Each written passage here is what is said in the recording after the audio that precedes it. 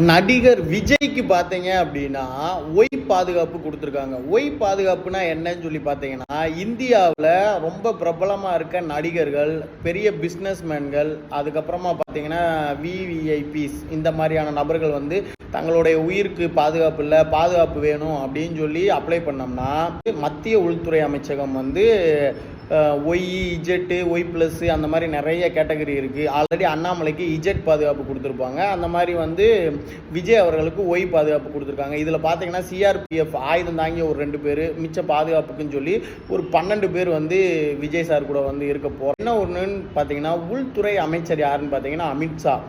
அப்போ BJP government வந்து தாவேக்காவுக்கு ஏன் ஒய் பாதுகாப்பு கொடுக்குது அப்படின்னு சொல்லி பார்த்தீங்கன்னா, எலெக்ஷன் டைம், யார் எப்போ வேணாலும் கூட்டணி மாறலாம், சேரலாம், யார் வேணால் ஜெயிக்கலாம், ஒரு மீனை போட்டு வைப்போம், தேவைப்படும் போது யூஸ் பண்ணிக்கலாம் அப்படின்னு சொல்லிட்டு ஒய் பாதுகாப்பு கேட்டவுடனே சென்ட்ரல் கவர்மெண்ட் வந்து கொடுத்துருச்சு.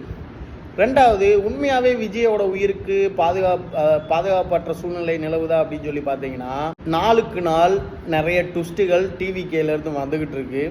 அது மட்டும் கிடையாது, அவங்களோட வாக்கு வங்கி கொஞ்சம் கொஞ்சமாக கூடிக்கிட்டு இருக்கு. ஸோ மேபி இருக்கலாம், அதனால வந்து கொடுத்துருக்காங்க. இருந்தாலும் டிவிகேவா இல்லை பிஜேபியோட மறைமுகமான கூட்டணி கட்சியா அப்படின்றத உங்களுடைய கமெண்ட்ல சொல்லுங்கள் மக்களே.